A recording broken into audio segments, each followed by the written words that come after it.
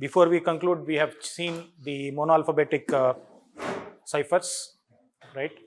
Additive, multiplicative, then affine, we call it as affine, rot 13, right? So next, we have also understood the importance of the larger key space. How do you increase the key space from additive to affine? How do we have increased the key space also we have seen. So another classical cipher we have is the polybius cipher.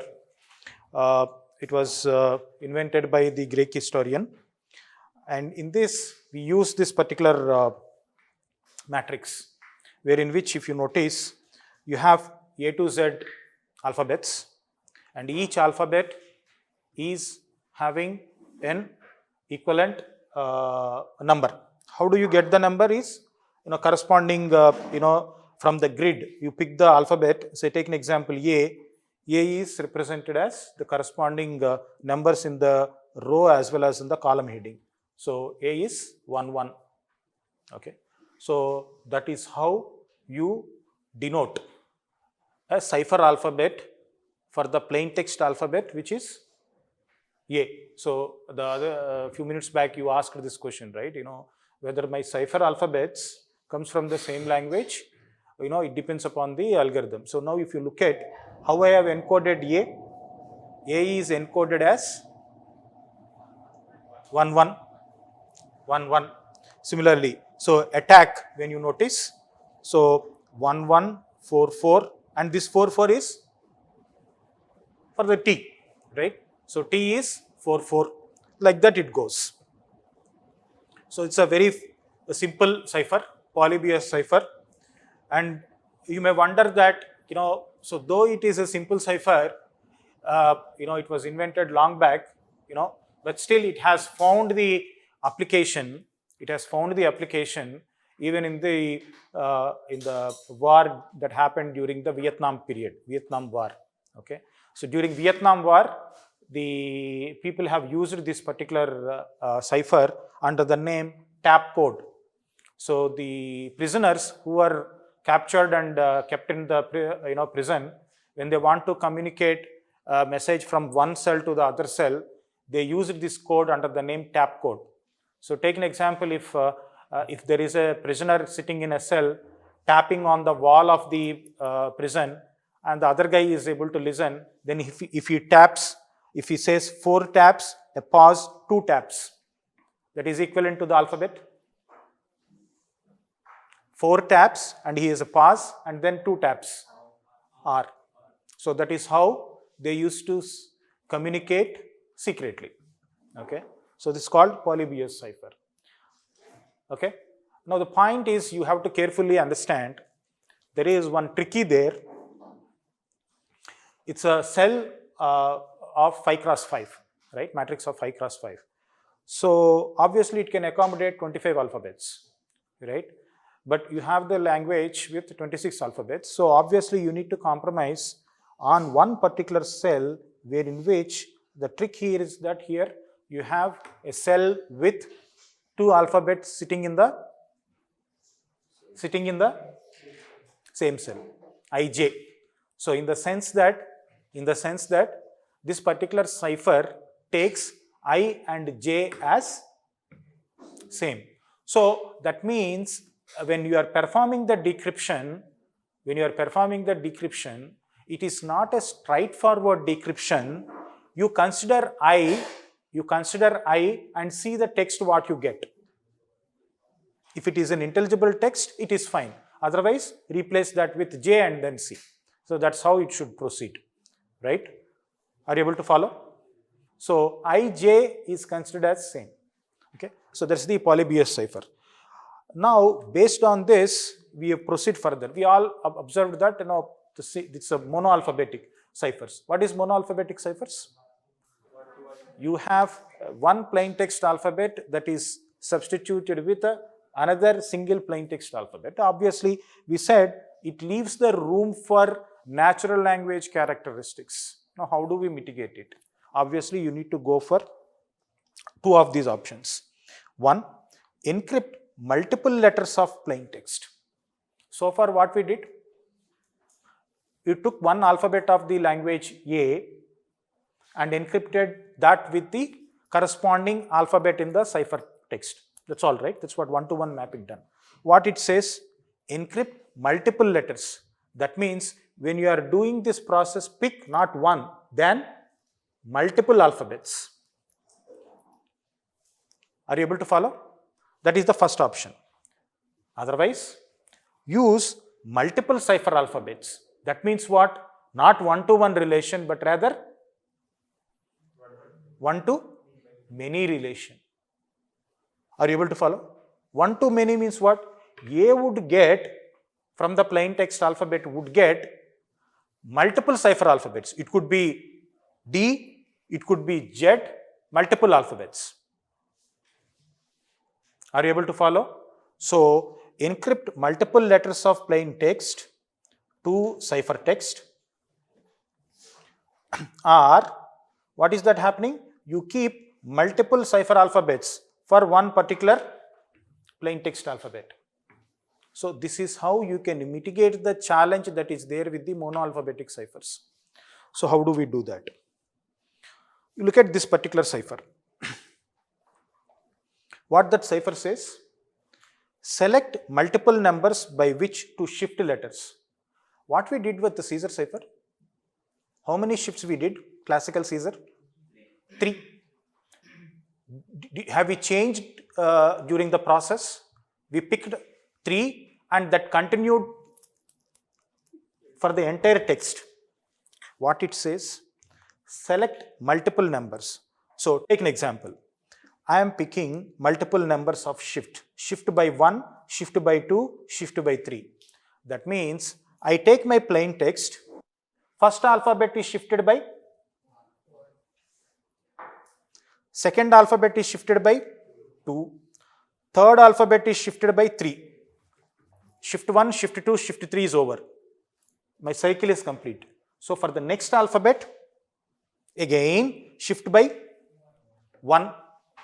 Shift by 2, shift by 3. Are you able to follow?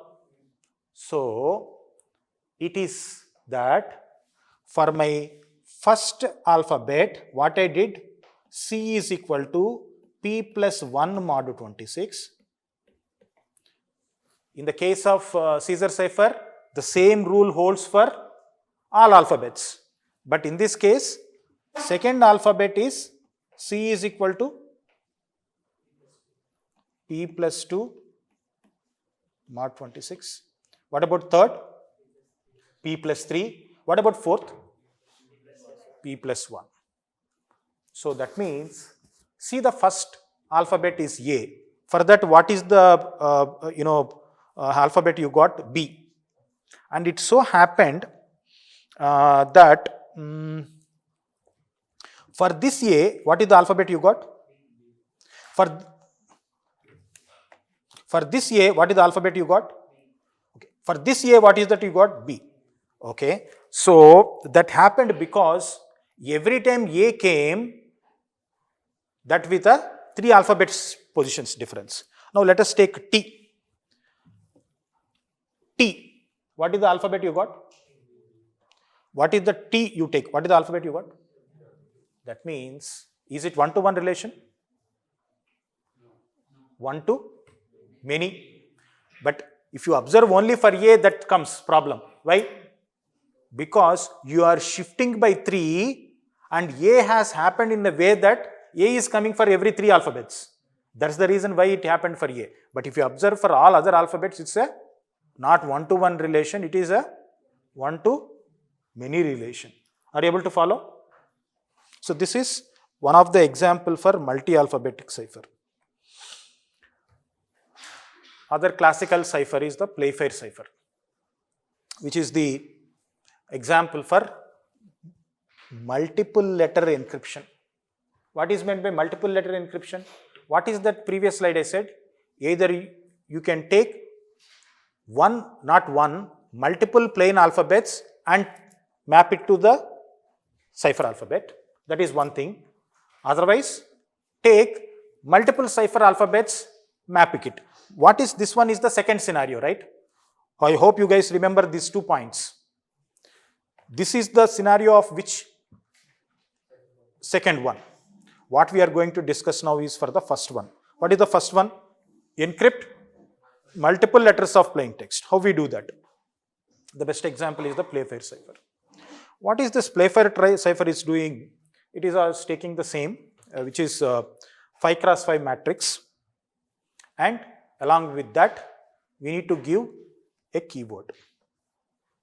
We need to give the keyword. Remember, the condition is that keyword should not have the duplicates. That means no alphabet should get repeated in the keyword. That's the condition. So how do we do that? So imagine that I have taken the keyword called monarchy. My keyword is monarchy. So I filled my 5 cross 5 matrix.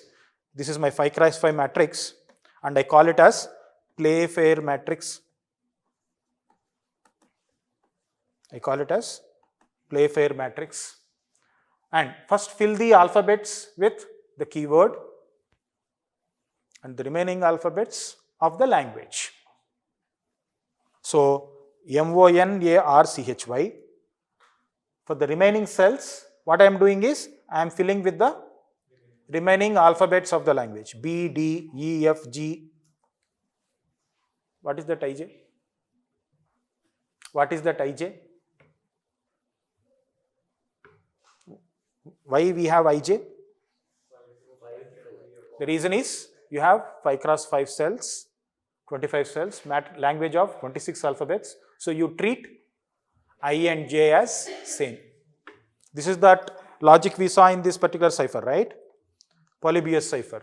So your Playfair has come from that. Now this is the logic to encrypt. All of you are able to follow? Post lunch, fine, right? Is that so good that makes you drowsy? Not that, right? It's not that so great that makes you too drowsy. So after taking that lunch, I understood, okay, people will not go drowsy. I don't think you will go drowsy, right? Right. So monarchy. So then you take the matrix. The logic goes this way. What is the logic? First one, you take 2-letter pair from the plain text. So that means you have a plain text. I am picking every time how many alphabets? That means what is my block size? 2. So it's a block cipher or a stream cipher? Block size of 2. So take 2 alphabets. So in case when you pick the 2 alphabets, in that 2 alphabets, imagine if you have repeated letters, then push 1 letter to the next block and fill that place with X. So imagine you have the text as balloon, B-A-L-L, right? LL is the same alphabet. So push 1 L to the next block, fill that with the filler character, that is X. So LX, LO-ON. That's how I arrange my blocks or arrange my plain text. So these are blocks of plain text, right? So this is how then actual encryption starts. There are 2 plain text alphabets. If they are in the same row of what? Your Playfair matrix, then substitute them with the alphabets that are right side to them. That's the first encryption process. Example is, imagine you in the plain text you have AR. Where this AR are coming in the Playfair matrix, A is here, R is here. Are they in the same row? They are in the same row. So what is the rule says? Substitute alphabet with the alphabet that is right side to it. For A, what is the right side alphabet? For R, what is the right side alphabet? Yeah. So R. Okay. Next, the encryption. For the encryption, is it that they will come into the same row always? No. If they are in the same column. If they are in the same column, so M, U, they are in the same column. So replace, or you can call it as substitute, okay? Substitute with the letter below it. say mu. For m, substitute with c. For u, substitute with m. Mu, cm. Okay. So, row wise, column wise, if they are in same row, same column. No sir, they are not in the same row, same column. How do we do? So, if they are not in the same row, same column, otherwise that means substitute by the letter that lies in its own row and the column occupied by the other plain text. Substitute with the alphabet that lies in the same row and the column of the other alphabet. What does that mean? HS. Where is H? H is here. Where is S? S is here. Right? They are not in the same row, same column, my plain text. So, I need to substitute these alphabets with the alphabet that lies in the same row. For H, what is that is in the same row? That is B. And the same column of that other alphabet. So, that is this. Okay, B. And for S, the alphabets that is there in the same row and same column of that other alphabet, that is P. Okay. Are you able to follow? So, this is called Playfair cipher. Now, because of this, what happens? Number one, you need to understand. It's a block based cipher. Number two, what is the key here?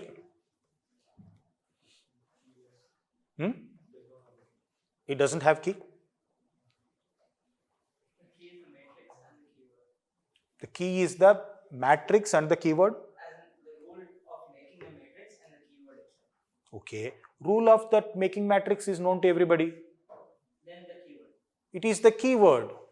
Look at the matrix. How the matrix has come. We all know that it is from the alphabets. But what is that first alphabets? The keyword I choose. I choose monarchy. You choose some other alphabet, other keyword. The rule is keyword should not have repeated alphabets. That's all. So you can take any keyword from the dictionary, right? So that forms the key. Now tell me whether it is symmetric or asymmetric.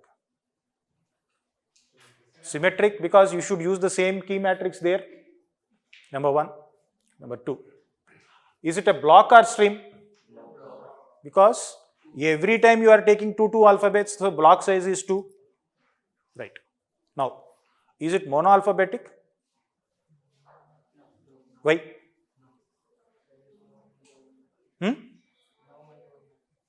Yeah, so the point is your cipher alphabet is decided for a plain text based on what? Based on 2 letters. Other alphabet in the block. Imagine if one alphabet is having some alphabet in the block, cipher alphabet of that first alphabet is based on what is that other fellow who is there. That's why we should have always a good companions, right? So now point is this particular cipher is not a mono-alphabetic. So one plain alphabet can get multiple cipher alphabets, right? Which cipher alphabet is decided by the other fellow in the pair, right? So this is called Playfair cipher. You can see the online implementations of the Playfair cipher. There are plenty, right? So you play with them, Playfair cipher online implementations. They are available online. Now, if you see, still from mono-alphabetic, Playfair can mitigate the challenge of the single alphabet characteristic. What is that single alphabet characteristic? The alphabet E is a repeatedly occurring one. The single alphabetic characteristics we can mitigate. But the point is that natural language has diagrams. There are two alphabet strings that comes repeatedly, 3 alphabet strings that comes repeatedly. So these things would make the room for plain text structure. Next, there is one more cipher called 2 square cipher. Okay, 2 square cipher. Look at the 2 square cipher. For this, you can create, you need 2 matrices. You need 2 matrices. Both matrices of the playfair kept vertically. Can I keep it vertically, not horizontally? You can keep horizontally also. Okay. Now, you need to find the first letter of the plain text in the top matrix and the second letter in the bottom matrix. That is the rule. Rest everything, see. You see your plain text. What is the plain text? Attack at Dan. Remember, so you see the first matrix, it is created with the keyword called falcon, and the second matrix again is created with a different keyword. Okay. If you observe here, there are again multiple ways of handling it. IJ cell, you can keep IJ in the same cell, otherwise you can drop one alphabet called Q. So this makes that point. You said, right, the way my matrix is come, so there are 2 ways here. Number 1, your IJ comes to the same cell, or I can drop an alphabet called Q and you can have your IJ. So I can drop an alphabet, so it all depends, okay. But only thing is that the way that is done at the encryption side should be known to the decryption side. That's the challenge. That should be, otherwise it would be problem. So now point is, you have the first matrix, then second matrix. Now you have your plain text, attack at Dan. So how do you do? So first, what happened? What happened?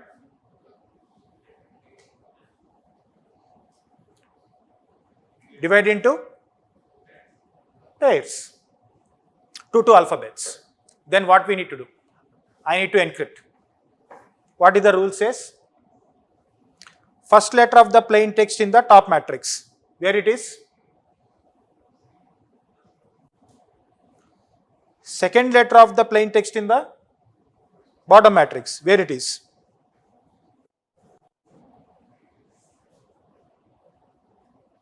Right? Now we need to, what we need to do? Encrypt. So for A, what is the alphabet? For T, what is the alphabet?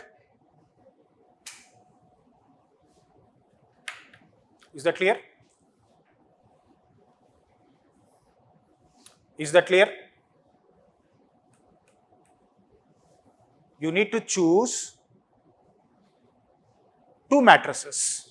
For that purpose, how many keys are needed? How many keys are needed? Playfair, it is only 1 keyword. 2 square cipher, you need 2 keywords. Then take the plain text, divide into 2 alphabets, pick each alphabet, check the first alphabet in the first square, second alphabet in the second square, and the corresponding elements. This is called 2 square. There is 4 square. There is 4 square. The 4 square, if you observe, this is called plain.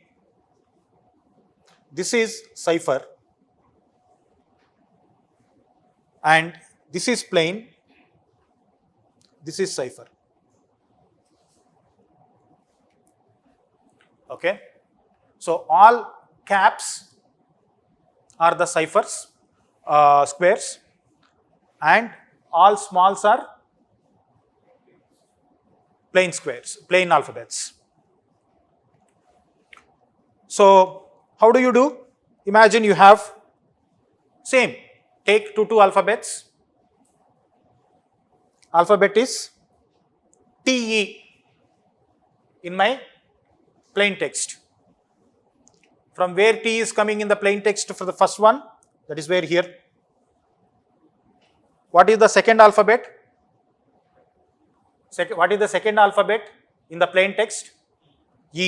So I have TE. T is here. If you could not see this, this is T. And where is E? E is here. So what are the cipher alphabets? For T, it is capital T. For E, that is W, TW. Is that clear? Can you try for the others? So take an example, AI. AI. AI, where is A in the plain text? Here. And where is I? Here. So what is the corresponding cipher for A? This M. And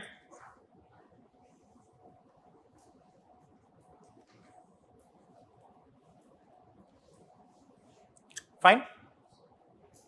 This is called 4-square cipher, which is extended on top of Playfair cipher. Are you able to follow? Say yes or no, yeah? Good, okay. Next you have Hill cipher.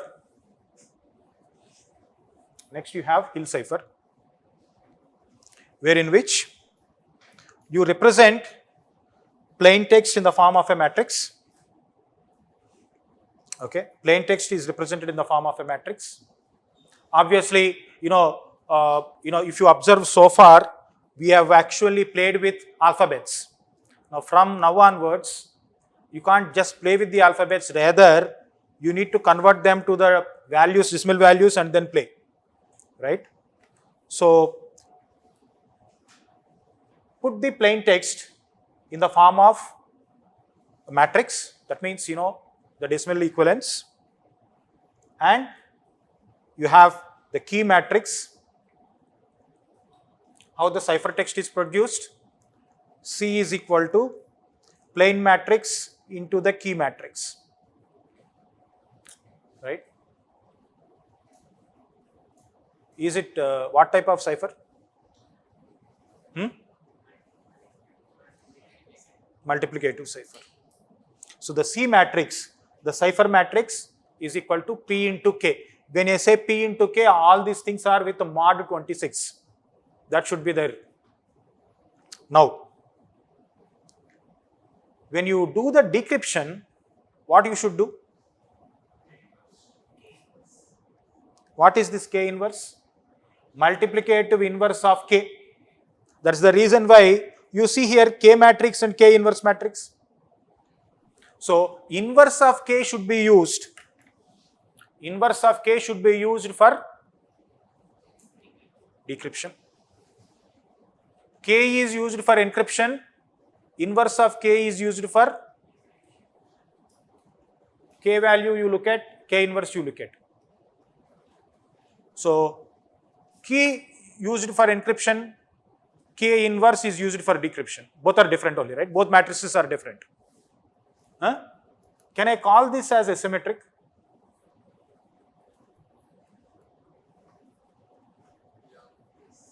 How many yes? Why? Because K inverse can be forward by K. The same K. No, my question is it symmetric or asymmetric? Symmetric. How many says asymmetric? Because my K matrix, if you notice, is not equal to K inverse matrix element values. Can I call this as symmetric or asymmetric? It is symmetric. The reason is same K. K inverse has come from K. It is symmetric. One should not think that my elements of K inverse are different with my elements of K and hence they are symmetric. No. Okay, because whatever asymmetric says, K1 is not equal to K2, right? But that is not that applied here.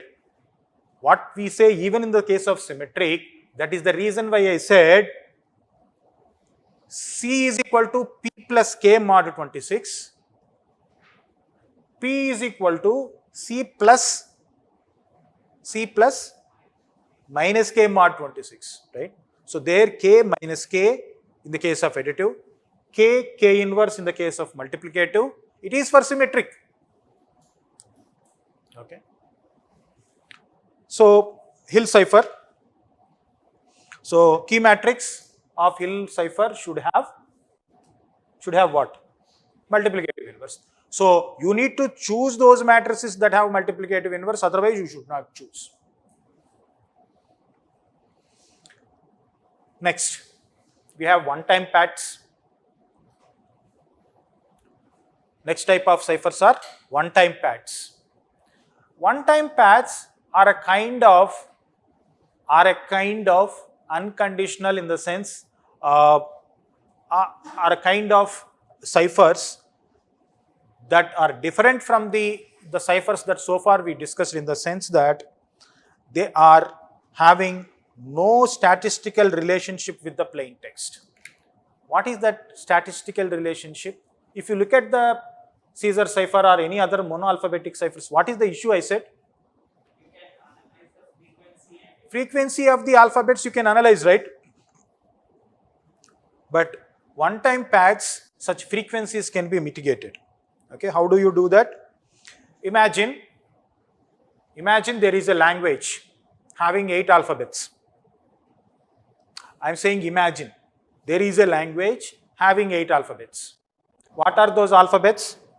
These are the 8 alphabets: E, H, I, K, L, R, S, T. English alphabets only.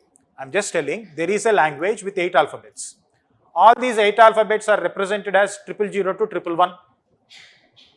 Right? So you write any word using this language, what will happen? They will have the alphabets from this particular language itself, right? So imagine you have the sentence. What is the sentence? Hail Hitler. All the alphabets have come from the same language. Any other alphabets are there? No, right? So what we did, you've written the binary equivalents of each of these alphabets. Right? Binary equivalents of these alphabets, because you have it. Then pick the key string. Pick the key string. 111, 101, 110. It's a key string. Randomly generated string. I say it is randomly generated string of length equal to the size of. This is my plain text and this is my key size. I produced it randomly. Then how do I do encryption? Perform only P XOR K. P XOR K. So 0 XOR 1. So P XOR K strings. Now tell me, is it a block cipher or a stream cipher? Stream cipher, right? Because you are taking alphabet by alphabet by string. If you look at the bitwise operations we are performing, what is the operation? XOR operation. What is the alphabet? What is the value you got? Is the XOR value. And 110, what is the corresponding cipher text? Is that S. So this is my cipher text. So how do I decrypt?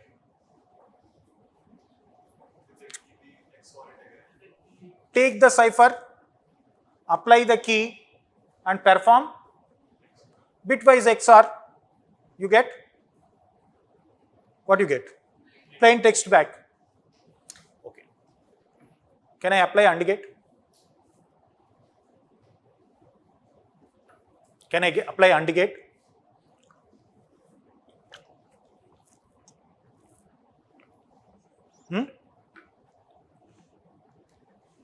OR gate? Why? Why I should not? because there are two correct mappings to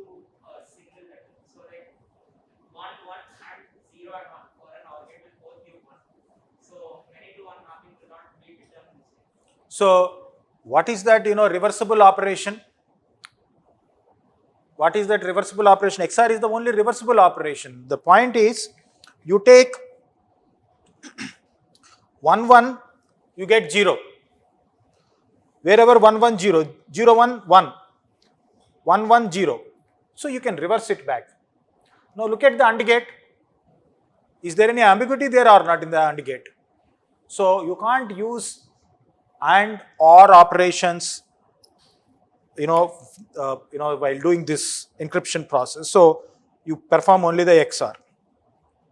Any minute change that leads to the change in the meaning of the sentences. So it's a one-time pad. The point is that it is having no statistical relationship because you are able to, if you are able to generate, what you should be able to generate? This. What is that?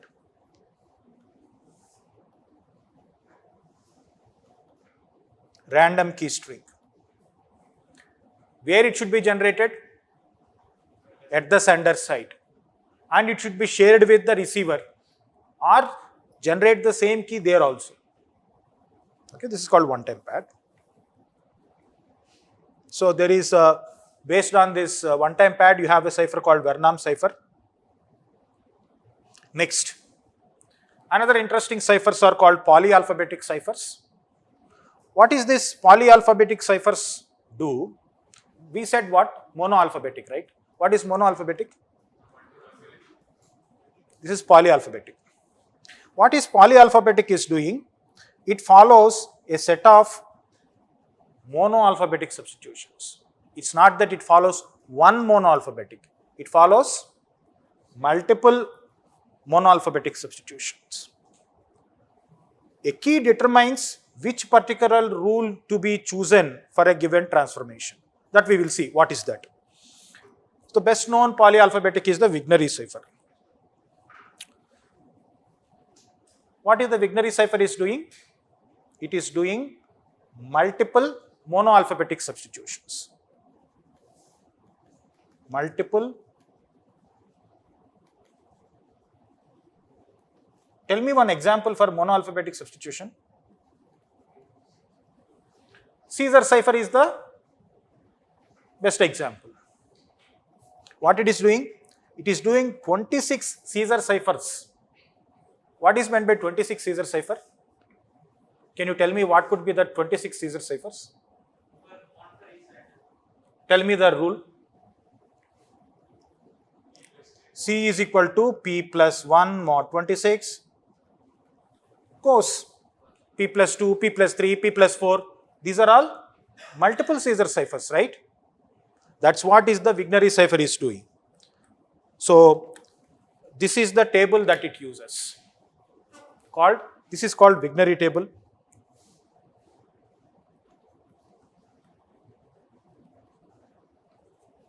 Okay, this is called Vigneri table.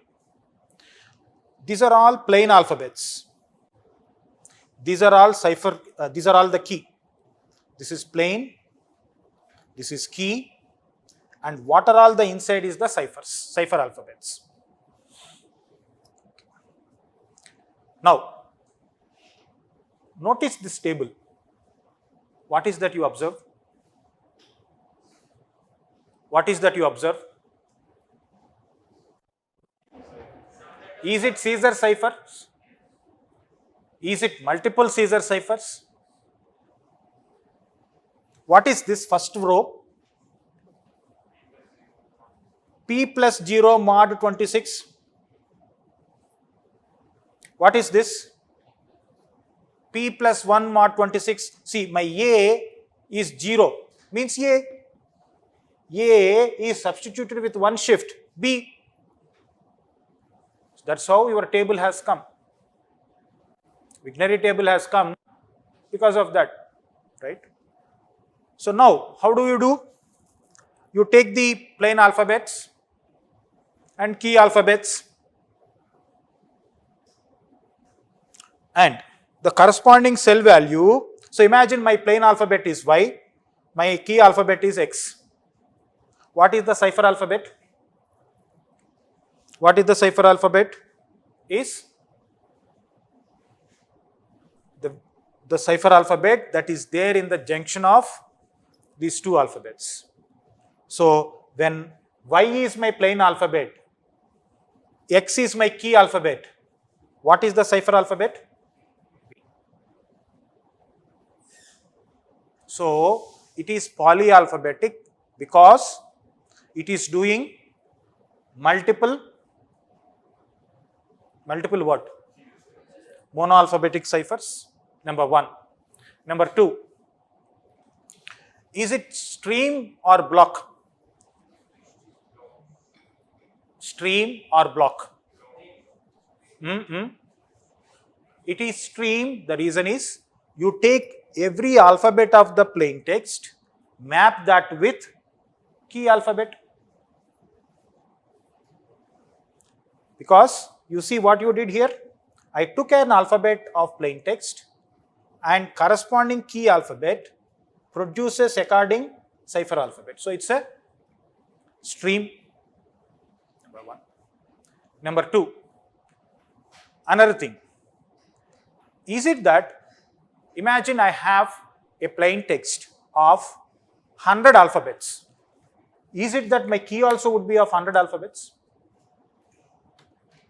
Not necessary. You can repeat the key Nobody will, because are we able to remember more than 5 alphabets of password? We are facing difficulty. So no key would be of as length as plain text. So how do we do? So you need to repeat it. Now imagine you have a plain text called "we are discovered, save yourself," and the keyword chosen is deceptive. What we do is we repeat the keyword so that it is equivalent to the length of the key is equivalent to the length of the key is equivalent to the plain text. yes.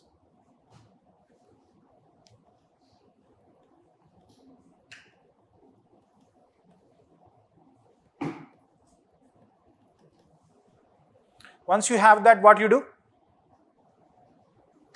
Once you have what you do? My plain alphabet is W, key alphabet is D. Look at the table, corresponding. Right? Right? So now tell me, stream or block? Stream. Symmetric or asymmetric? Symmetric. Substitution or permutation? How do you decrypt? Again, what you will have? I have cipher, I have key, and of course table.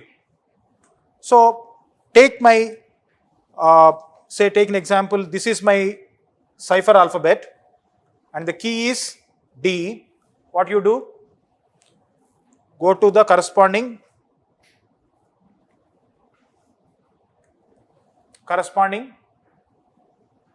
plain alphabet. It's a fairly reverse process. Okay. So with this, what is that we are able to achieve? Number one, we are able to achieve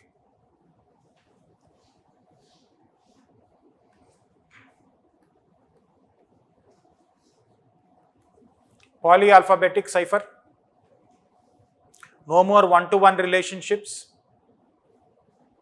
right? No more one-to-one relationships. So your keyword is taken care of, bringing the key, right? So to maximum extent, it could, mitigate the letter frequency problem. But what happened?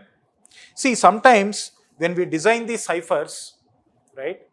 These design of the ciphers will bring some vulnerabilities. Okay, I'll just talk about these important terms.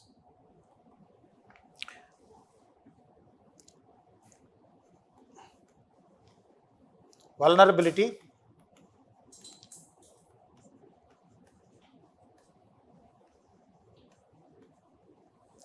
threat, attack. Are they same? Have a different meaning? What is vulnerability? So, in any system, you will have a weakness. Okay? When you write a code, there may be some vulnerability in the code that is induced intentionally or accidentally, nobody knows. So, vulnerabilities means weakness in the system. What is a threat? What is a threat? What is a threat? Huh? Dangers, likelihood. So you can formally call it as set of potential circumstances that can cause harm. Have they caused? No, not yet. They can cause.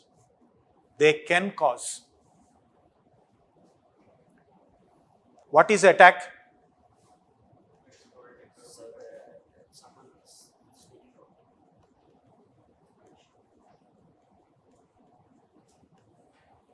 What is an attack? Realization of the threat. Thieves are always there. Thieves would be there always. Can you eliminate thieves? That's not possible, right? You can't eliminate thieves. Thieves would be there always, right? What could be the, that is the threat. Threat you cannot eliminate, remember. Number one. Number two, what is vulnerability? If my door is not locked properly, that is vulnerability. And if that door is not locked, is identified by the thief and he made enter into the system, it is attack. So for that purpose, first of all, that thief should know that my door is not locked. That means you have to do vulnerability analysis. Right? So vulnerability analysis will give you what are all the weaknesses in the system. Okay. Now the point is, if as a owner, if I know that there is a vulnerability there, what I will do? I will try to make some attempt to secure it. Before me knowing it, if that guy knows it, then threat is always there. Before I know, the attacker comes to know about the vulnerability. That is one aspect.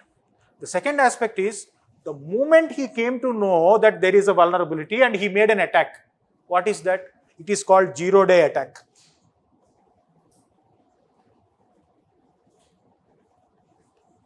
What is zero-day attack? The moment he came to know about the vulnerability, he could make an attack. Okay? No second thought, just made an attack. So vulnerability is the weakness in the system. Threat would be always there. Attack is realization of the threat. So what is security about? What is security about? Sorry? Decreasing the weakness. Then preventing threats. Number one, you can't prevent threats. Can you manage something that the thieves cannot be there? No. This is not Ram Raja or anything, right? So it's not that. So, no, this is not that. So thieves will be there always. So what is that security all about is that in order, and again, somebody said minimize vulnerabilities. Minimizing vulnerabilities is another different ball game. The point is that security is all trying to see that these vulnerabilities are not being exploited by the threat so that he makes an attack. Vulnerability is there and it will be there. Managing the vulnerability is not the job of security. Minimizing the vulnerability is the not job of the security. What is the job of security? Is to see that though there is a vulnerability, attacker is not, that means the threat is not exploiting that vulnerability and he is realizing that.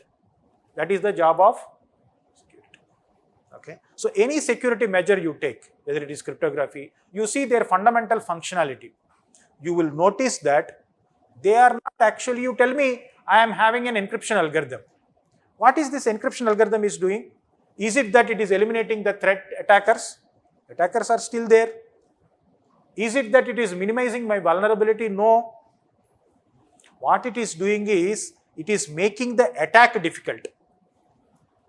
Okay. You for that matter, you closely observe their fundamental functionality. So that is what happens. So keeping these points in mind, now what happened is, we brought this cryptography algorithm called Vigneri cipher. Now, vulnerability is the weakness in the system. There actually it is not that, but there is fundamentally a vulnerability in the technique itself. What is the vulnerability? What is the vulnerability? Imagine it says this: if two identical sequences of the plain text alphabets occurs at a distance which is an integer multiple of the keyword length, then they produce identical ciphertext sequence. This is a potential vulnerability. We will see what is that. Two identical sequences of plain text alphabets, if they are occurring at a distance of integer multiple of keyword length, then they produce identical ciphertext sequence. With that, what will happen? Attacker will come to know what is the length of keyword. Attacker cannot get the keyword, but attacker comes to know about length of the keyword. If he knows length of the keyword, what will happen? His key space to search to perform the brute force gets decreased. Right? So what happens to this? Imagine, take the same example. My plain text is, we are discovered, save yourself. What is the keyword? Deceptive. Look at this. In plain text, there are three alphabets called RED. Is there any repetition of that RED sequence in the plain text? There is a repetition of that same sequence in the plain text. Where this sequence repetition has occurred, if you observe, the sequence is separated by 9 character positions. From this sequence to this sequence, you see that there are 9 characters. What is the length of the keyword? 9 characters. Deceptive is the keyword. Length of the keyword is, I am not talking about the key length, I am talking about the keyword length. What is the length of the keyword?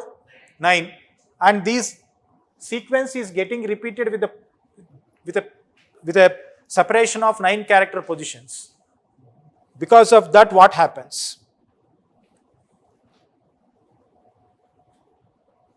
They produce identical sequence. Now the attacker comes to know what is the length of the keyword. This is what it is meant by what is the amount of information available to the attacker. Right? We saw in the beginning that ciphertext only attack, known plain text attack kind of things, right? These are all based on what? The amount of information. This is another piece of information available to the attacker. Right? So the attackers will be able to do it, provided, what is the condition? The condition is, if two identical sequences of the plain text occurs at an integer multiple, in this case the integer is 1, the integer multiple of keyword length, right? If that happens, but still it is a vulnerability, right? Is it mean that this condition will not be satisfied? No, this is the fair example. So how do you mitigate that? Is the thing is you take the keyword, but you need the keyword of length equal to the key of the length equal to the length of the plain text. So how do? You take the keyword and append plain text to the key.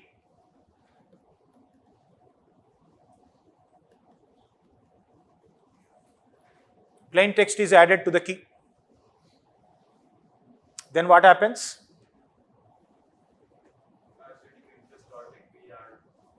That's all. So you do the encryption as usual with the help of Vigneri cipher. Is that clear? So far what are all we discussed are substitution ciphers. Okay, what is the goal of substitution? Confusion. There is one more operation we said. What was that? Permutation, which we also call it as transposition. What is the job of that? How it is doing transposition? Permute the positions of the alphabets in the text that is produced, that is given. Okay. So the order of permutation provides you key. Okay. That called transposition ciphers. The best example is the rail fence technique. So what you do is take the plain text, permute the positions. How do I permute the positions? Is put that text in the form of a rail diagonally, MEET, like this, and read horizontally. When you read horizontally, MEA like this comes. So arrange them in the form of a rail in the sense alphabet down, again alphabet down, so that diagonally, and then read horizontally. It produces the cipher text. So when you notice from here to here, what is changed? Positions of the alphabets. Which position to which position is based on the technique called rail fence. There is one more technique. Imagine I have the plain text like this. What I can do? I create a matrix. Take the matrix based on the size of the plain text you have. So imagine I have the plain text like this. Fill the matrix. Attack is postponed until 2 AM. But still, I have some cells which are, my text is not filled. So I fill them with the filler characters.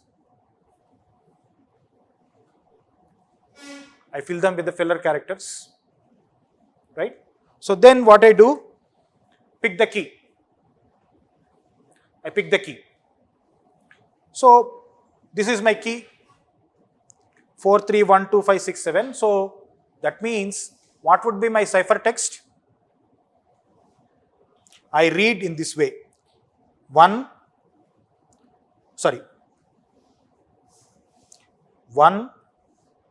2, then 3, then 4, and so on. So that means my cipher text would be TTNA, right? Then APTM goes. So how do I read is decided by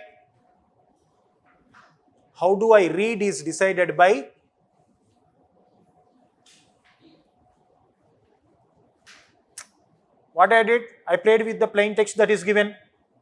Have I considered all the alphabets of the language? No. Right? That is called single transposition. I have double transposition. Okay. So what I do for that? Take the plain text, put it in the matrix, read through the key, get the cipher text. Then what you do?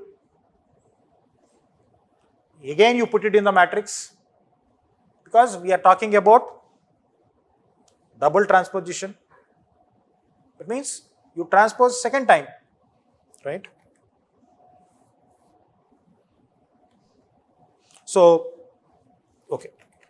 So you take the cipher text. This is the cipher text produced. If you remember, this is the cipher text produced in the previous one, right? This is the ciphertext produced in the previous slide. So the same ciphertext is taken, put it again to the transposition, and then apply the same key. Now this is the one which you got as the ciphertext. Okay. So the same key is applied. Are you able to follow? Double transposition, just transposition, that's all. Okay.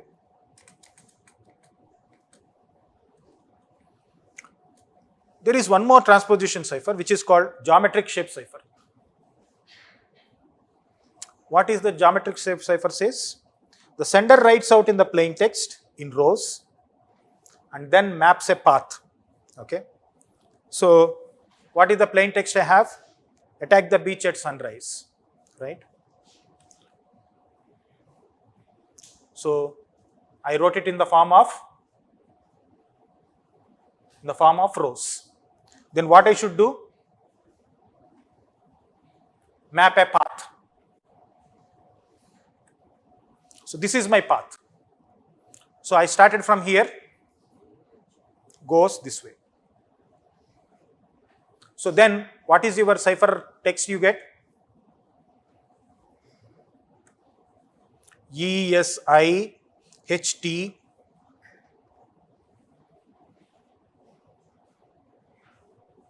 right? Are you able to follow? This is called geometric shape cipher. Now what is the key here?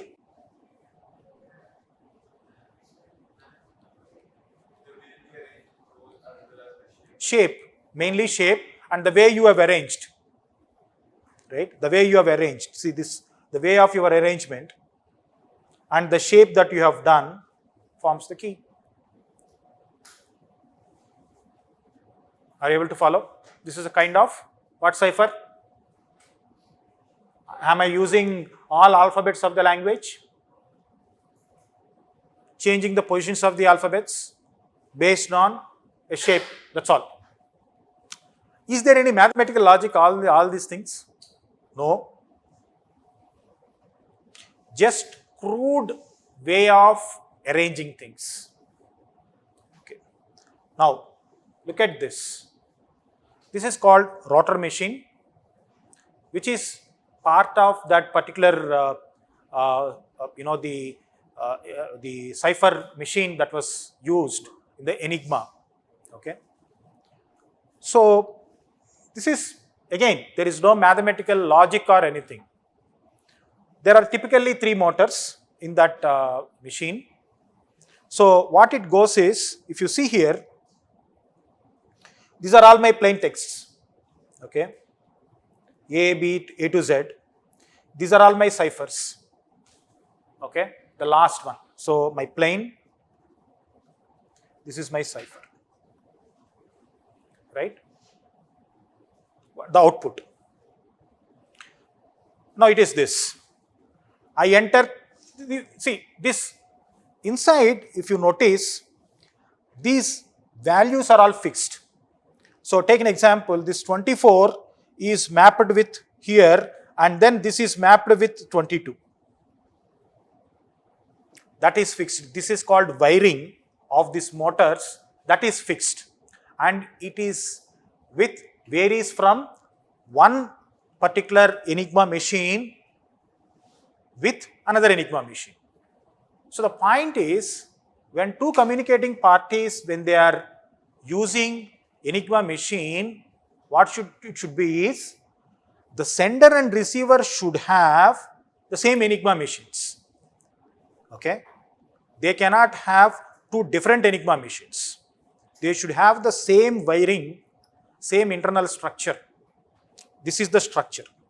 So take an example, what happens, your 24 is that A is mapped to, in the second rotor is to 22 and then further it is mapped to 13 and the output is I. Okay.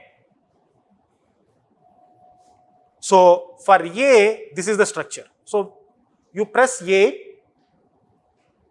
one operation you have done. Then what happens? With one stroke, or that means one input or one keystroke, what happens? This motor rotates. Second motor, third motor don't rotate. So you see here, that's why it is called fast rotor. This is medium rotor, this is slow motor. So the leftmost is the fast, because the moment you hit one alphabet, it produces and it rotates. So you see here, once A is entered, you get the output, then what happens is your next keystroke, your fast rotor rotates. See here, what is the rotation happened? 24 is moved to the next position. See here, 25 has moved to the next position. So second position is 25. Now it is the third position, right? Now what is the first position? The last position has come the first position. Are you able to follow? Now this is for first. Second, again fast rotor rotates. Third, fast rotor rotates. Like this, it rotates for 26 alphabets. Then for the 27th one, which rotates? First and medium. Are you able to follow? Now, again, for the next 26 positions, medium, slow remains the same. Then medium rotates. So when once again the medium rotor rotates for 26 positions, which one rotates? The slow rotor rotates for 1. Okay. So this is the internal structure of the Enigma machine. The point is, again, it is unique to the machine, machine to machine. So if Alice and Bob want to communicate, they should have the same Enigma machine, because the internal wirings are different. Okay. So this is how that, typical rotor system of cipher machine, which is electromechanical rotor based. There are multiple versions. What we saw is one version. There are multiple versions of rotor machine. So which type of cipher? Substitution or transposition?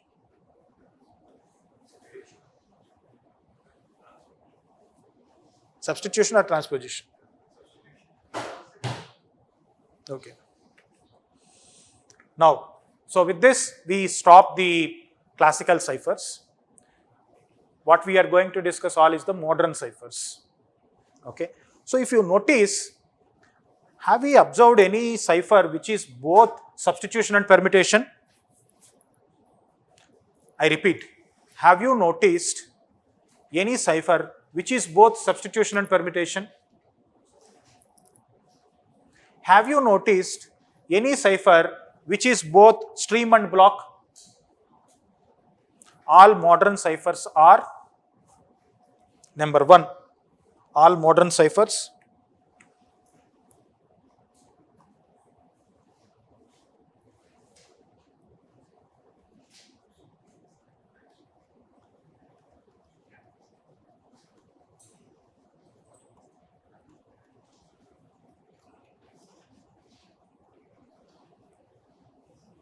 What is the other one I said?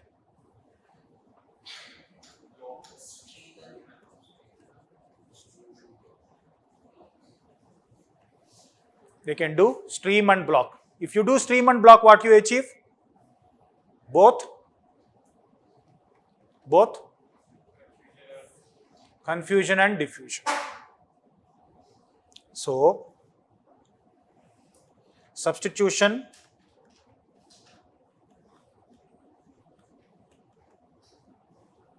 and transposition. How do they do? How do they do? All modern ciphers. What are the modern ciphers? Say symmetric, DES is one of the modern cipher. Triple DES is a modern cipher. AES is the modern cipher. What we are using currently is the AES, Advanced Encryption Standard. Now they have both substitution and permutation operation or transposition operations. So how do they do? In order to do that, they depend on S box P box. In order to do these operations of substitution and permutation, they're dependent on S box and P box. What is S box? Called substitution box, and it says what is to be substituted with what. What is permutation box says? Where to put this bit to which location. That's all. Okay? Are you able to follow? This says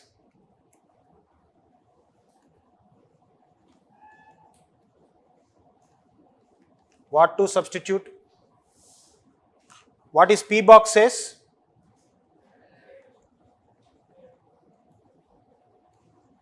Where to shift, where to keep this bit, which location, right? Are you able to follow? So you need to understand, because the moment you go to the ciphers of DES and AES, you see S box, you see P box. So the job of S box is to say that, hey, look, put this there, or substitute this with that. The job of P box, please put this there. Are you able to follow? There are three types of P box. One is called straight. Another one is called compress. Another one is called expand. Straight P box. I have 64 bits. Your P box says where these 64 bits to go which places. Output would be of length 64 bit. What is the compression box says? I am giving 64 bits. It will also tell where to put what, but the output would be less than 64. What is that expansion? I am giving 64 bit. Output also through permutation only, but output would be more larger. That is called. Then the obvious question, sir, compress, I compress or I expand. Straight, no issue. Compress, expand. When I do decryption, what I should do? When I do decryption, what I should do? Reverse, right? So the point is, are there reversible operations? They are supposed to be reversible.